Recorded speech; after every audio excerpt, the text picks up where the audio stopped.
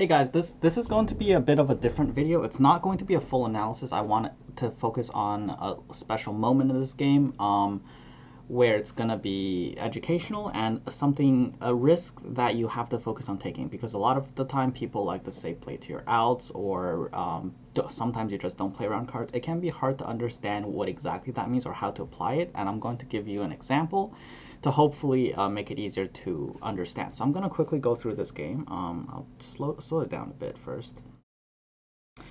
So here, I mean, the game doesn't really start off well, but we play River Shaper on turn 3. Oh, by the way, this is, of course, a tournament game between Katasis and someone named Leomane, which is not a great player, but with Katasis's draws, this is a very difficult game. So overall, it does have educational value. So there's no real reason to sharpsight an attack. There's several reasons for this, because the thing is, sharpsight is one of your best spells in this matchup. So let's say that even if you draw a second sharpsight, or even if you get a riposte, which is very lucky, you're losing 2 mana. You're playing into Culling Strike, and the thing is, you want to have sharpsight to be able to counter Culling Strike if possible sometimes, which you might not happen. But the thing is, sharpsight is a very valuable combat trick because simply because it's a 2 mana +2/+2 in this matchup. So you simply want to save it. You want to save your mana, and the thing is, you don't want to proactively use combat tricks. You want to use them in response to combats or the stack. When it matters, of course. But so in this position, our opponent plays Culling Strike anyway, which rewards us for saving the sharpsight. Obviously, honestly, you should just never do it.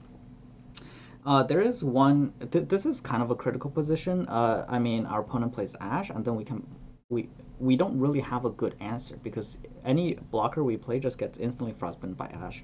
So in this position, there are 2 considerations. One is to not play Brightsteel and let them hit us in the face for 8 damage, and then either play Brightsteel or pass.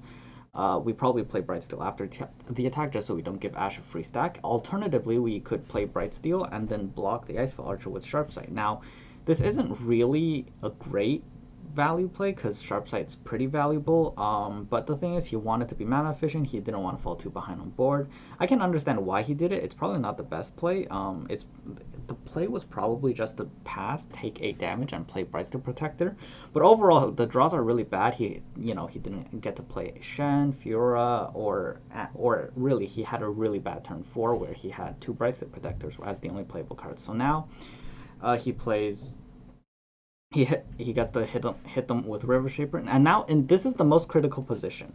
Now here we should single combat our 3/1 Brightsteel Protector into the Ash. And now this is what I wanted to teach you, because first of all, this is a game with really bad draws, and it's very hard to win from this position, because, for example, our board is very weak, their Ash is very strong, our hand is very weak, right? We have these cards are our expensive units are at best going to trade into one of their units, and they have Brittle Steels, they have 5/5s, they have Troll Chant. It's just going to be very hard for us to win the combat, and our expensive units are not that gonna be that impactful. And another thing is, his deck list doesn't run Brightsteel formation, so he has even less ways to win the late game.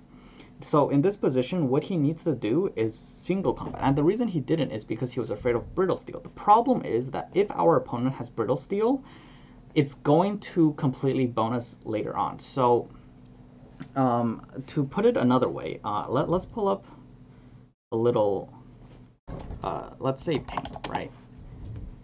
So let's say, let's draw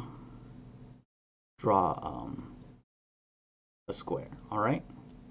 Here we have a chart. So here we has Brittle Steel, and then here we have does not have. Sorry for the very bad visual. I should have made this before the video, but and then here we have single combat,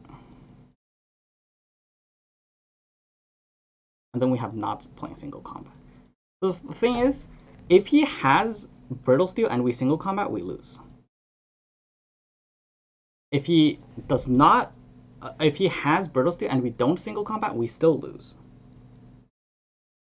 So the thing is, we lose the brittle steel no matter what, because later on down the line, he's going to attack, we're going to block the Ash, he's going to brittle steel, we're not going to be able to kill any of his units, our units are going to be dying for the brittle steel for free anyway, our single combat's never going to be a strong card.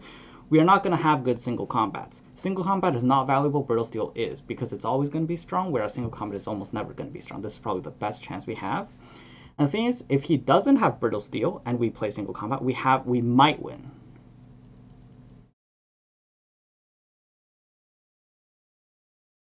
Now, if he doesn't have single brittle steel and we don't single combat, we still lose, because then there's no point. We just let them have their Ash for free. We're never going to use the single combat. And another thing is, they could have Troll Chant. So Troll Chant will also counter our single combat later on. He'll save the Ash later on.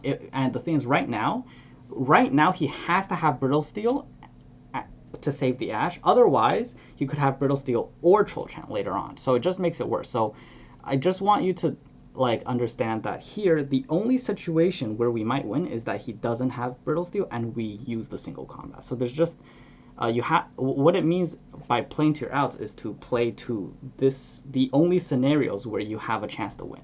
Whereas if you play around brittle steel, you're not really playing around it because you still lose to it. So if you lose to a card no matter what, you just assume they don't have it. That's the key lesson I wanted to show. And sometimes you just can't play around cards. Specifically, to put it another way, if you're losing in a game, you're going to have to take risks to win. For example, let's say you're completely losing and the only way you win is if a Judgment connects, then you have the Judgment. Of course, debatably, there's a chance that your deck was bad, but sometimes even with a good deck, you'll be put into those situations. So the key is that sometimes you just have to go for it. So when you're losing, take the payoff risks. But you shouldn't do that when you're winning. For example, if you're winning and the only way you lose is to play into their cards, then you should probably not do it.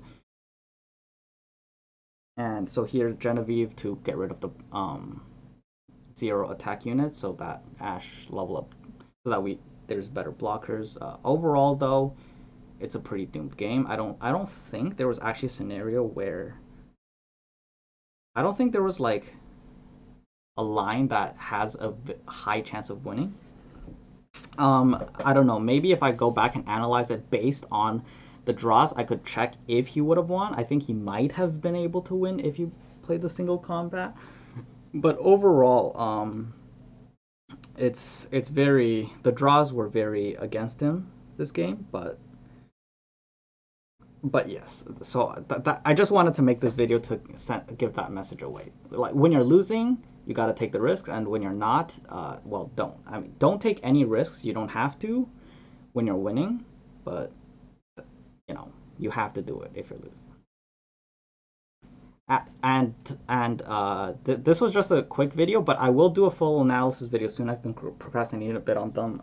I will be doing one for the game Katasis played after this one. Actually, it's right here. But see you guys.